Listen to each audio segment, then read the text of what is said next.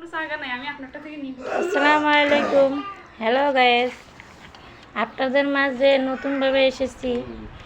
আমি শুরু থেকে আপনাদেরকে দেখাইতে পারি নাই, রান্নার শেষে দেখাইলাম, কারণ আমার কাছে সব কিছু আয়োজন ছিল না। এই জন্য পরবর্তীকালে আমি যদি আয়োজন কইরা তারপর আমি কিভাবে রান্না করছি সেটা আপনাদেরকে দেখাবো। শুরুতে তারপরে মুখে বলি, এই যে আমি হাড্ডি বোনা করছি, শ্বশুর বাড়িতে আসছি বেড়াতে। এই যে কোরবানি ভাবছি, মনে করছি যে আমি একটা রেসিপি জানি, তাই আপনাদেরকে একটু দেখাবো। তো ছোটো ছোটো হাড়গুলো আমি বেছে নিয়েছি, নিয়ে আমি নিজে ছোটো ছোটো করছি। এগুলো সমস্ত হাড়ের সাথে মাংস লাগানো। তো এটা আমি রান্না করলাম। প্রথমে তো এগুলো রান্না করতে গেলে সরিষার তেলের দরকার, টমেটোর দরকার। তা আমি তো টমেটো পাই নাই, এই ঈদের বাজার গ্রাম অঞ্চল, তাই কিন্তু আমি টমেটো পাই নাই। আর দ্বিতীয়ত আমি লাকড়ি চুলায় পাক করছি। লাকড়ি চুলার পাক অনেক স্বাদ। আমি প্রথমে সরিষার তেল দিছি, 2 কেজি মাংস নিয়েছি। 2 কেজি মাংসের মধ্যে আমি 3 পার মতন সরিষার তেল নিয়েছি।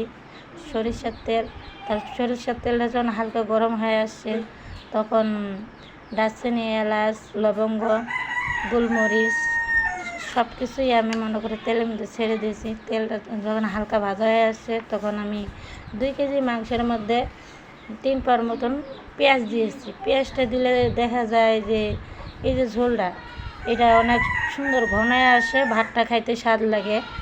এই জন্য আমি 3 পা পেঁয়াজ ব্যবহার করেছি। আপনারা চাইলে বেশি ব্যবহার করতে পারেন, কমও ব্যবহার করতে পারেন। তবে কম ব্যবহার করলে একটু স্বাদ কম লাগবে। আর আমি যে মশলা তৈরি করছি, এটা আমি নিজে ব্লেন্ডারে সমস্ত গরম মশলার মধ্যে দারচিনি, এলাচ, তেজপাতা, কালো এলাচ, লবঙ্গ, গোলমরিচ, কালো গোলমরিচ সব কিছুই একসাথে ব্লেন্ডার করে নিয়েছি। ব্লেন্ডার করে নিয়ে আলাদাভাবে জিরে গুঁড়ো করে নিয়েছি। সেগুলো দিয়ে আমি আবার রান্না করছি। তো দেখেন, তারপরে আমি পেস্টটা যখন ভাজা হয়ে গেছে, তখন আমি তার সাথে একটু আদা রসুন দিয়েছি। গরু মাংস রান্না করতে গেলে একটু আদা রসুনের পরিমাণটা বেশি লাগে, তা আমি 2 টিফিন করে আদা রসুন দিয়েছি। তা আপনারা চাইলে একটু কমও দিতে পারেন, যে যেমন খায়। তবে আমি তারপরে কষানো হয়ে গেছে, তখন আমি পানি দিয়েছি, মনে করেন 1 মগের মতন পানি দিছি। পানি দেওয়ার পরে তারপরে আদা রসুন ময় মশলা দিয়েছি, জিরের গুঁড়ো, ধনিয়ার গুঁড়ো, হলুদ, মরিচ, পরিমাণ মতন লবণ আর ঝাল। এর মধ্যে সামান্য ঝাল না হলে ভালো লাগবে না, তাই আমি ঝাল দিয়েছি একটু বেশি পরিমাণে। তারপরে মনে করে জিরের গুঁড়ো, আমি যে হাতে ব্লেন্ডার করেছি সেটা হলো গরম মশলা, সেটা দিয়ে তারপর সামান্য পানি কষিয়ে তারপর মাংসটা ঢেলে দিয়েছি। মাংসটা ঢেলে দেওয়ার পর নাড়াচাড়া দিয়ে, এই যে মনে করেন এই যে আরেকটা জিনিস, আমরা কিন্তু এই যে এই রসুনটা পছন্দ করি, আস্ত রসুন। আপনারা একদিন খেয়ে টেস্ট করে দেখবেন কেমন লাগে।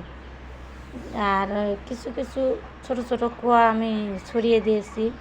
এই যে দেখেন, এটা দিলে দেখতে সুন্দর, খাইতেও স্বাদ। রসুন খাইলে ভালো, শরীরের জন্য উপকার। তারপর কষিয়ে নিয়েছি, অনেকক্ষণ কষিয়ে নিলাম। হালকা আছে, কারণ মাংসটা হাড্ডিটা সিদ্ধ হতে হবে, এটা সিদ্ধ না হলে ভালো লাগে না। তারপরে টমেটো দেওয়ার কথা ছিল, আমি টমেটো সংগ্রহ করতে পারি নাই, তাই আমি টমেটোটা দিতে পারি নাই।